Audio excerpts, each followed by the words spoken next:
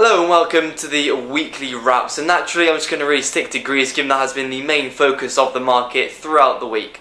So just in terms of where we woke up on Monday, so we did see the outcome of the Greek referendum, which did show a no vote against accepting the proposals made by the creditors. So this very much dampened sentiment throughout the early stages of the week, as participants then awaited a counter proposal to be made by Tsipras, which was given a deadline of Thursday evening to be submitted.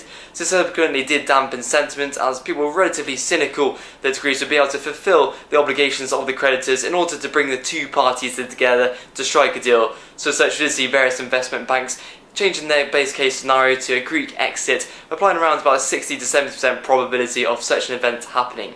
However, last night markets were pretty surprised, as when Tsipras did submit his proposals, sources said they were to be very similar to those made by creditors themselves back on June the 26th. This is very much buoyed sentiment throughout the session today. European equities high across the board, strength in the euro and weakness in fixed income products.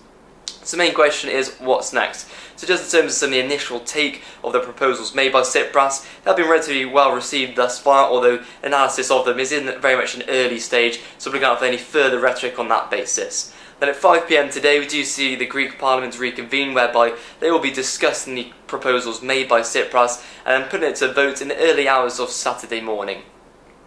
And then on Saturday we also have the Eurogroup meeting itself, so therefore we'll see all the various heads come together and see what they think of the deal, and hopefully we could potentially see some final conclusive decision to this saga once and for all this weekend. There's also an EU summit itself penciled in for Sunday. However, we did see today this may not necessarily take place, depending on the outcome of that Eurogroup meeting.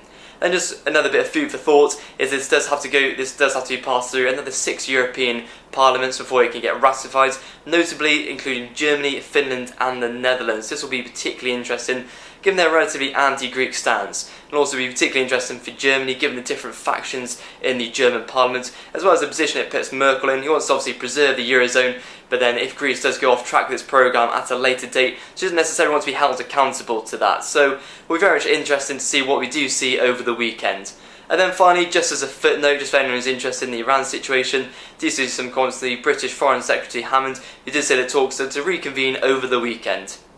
So that's all from me, and thank you for watching.